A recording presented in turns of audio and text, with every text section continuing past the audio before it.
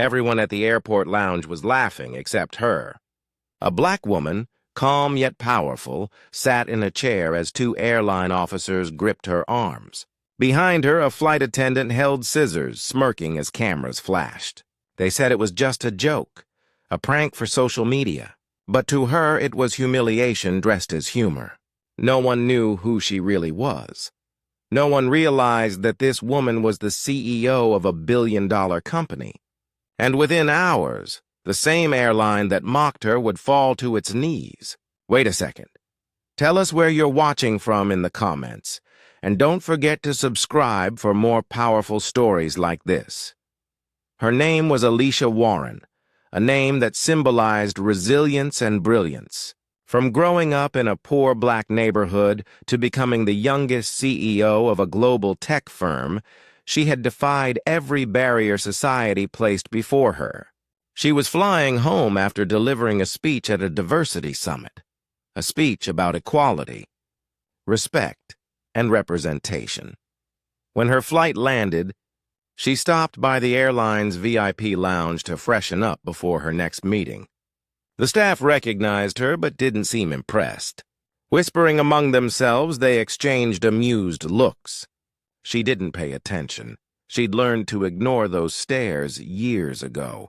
Moments later, one of them approached her, pretending to joke about her hairstyle.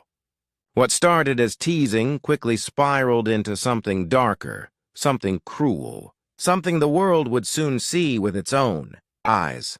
They surrounded her. 3 flight attendants, and 2 male staff members, claiming they were doing a fun social media challenge. Alicia politely declined, saying she wasn't interested. But they insisted. One of them joked, "Come on, it's just hair," before signaling the others. Suddenly, she was pushed into a chair as 2 men held her shoulders. Laughter filled the lounge. Phones came out. Someone shouted, "Film this, it'll go viral." The woman behind her, wearing the airline's uniform, snipped a lock of Alicia's hair. Gasps erupted, followed by mocking cheers. "See? She looks better already," another voice said. Alicia sat frozen. Her heart pounded, her mind screamed, but her voice wouldn't come.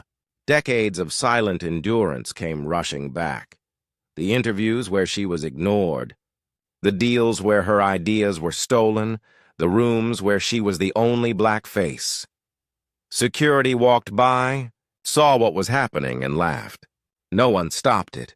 When it was over, she stood slowly, holding the cut hair in her trembling hands. The laughter faded as she whispered, "You just made the worst mistake of your career." And with that, she walked away, not in shame, but in silence. A silence that would soon shake the world. By the next morning, the video had exploded online. Millions watched in outrage as comments flooded social media. How could they do this?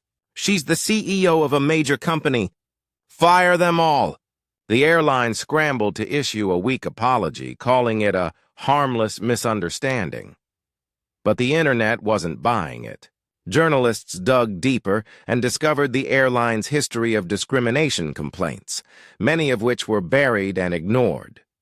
Alicia, meanwhile, remained silent, until she stepped on stage 2 days later at a global business summit. Cameras flashed as she stood tall, the uneven patch of her hair visible for the world to see. Her voice was calm but piercing. They said it was a joke. But for every black woman who's ever been told to laugh off disrespect, I'm here to say, no more. Her words became a rallying cry. Protesters flooded airports. Sponsors pulled out. The airline's stock plummeted overnight. 2 weeks later, the airline's CEO resigned. Those responsible were fired, and lawsuits worth millions were filed against the company. But Alicia refused compensation. Instead, she founded the Fly with Dignity initiative, a global campaign advocating for equal treatment for all passengers, regardless of their race or ethnicity. In interviews, Alicia said, "They took my hair, but they couldn't take my power." Her story sparked global conversations. prompting corporations to confront the prejudices hidden behind their polished images. Months later, at a press conference announcing new anti-discrimination reforms across multiple airlines, Alicia stood at the podium once again. Her hair had grown back, her confidence brighter than ever.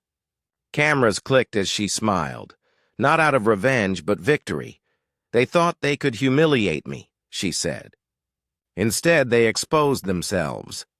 And maybe, just maybe, the world is finally ready to see what equality really means."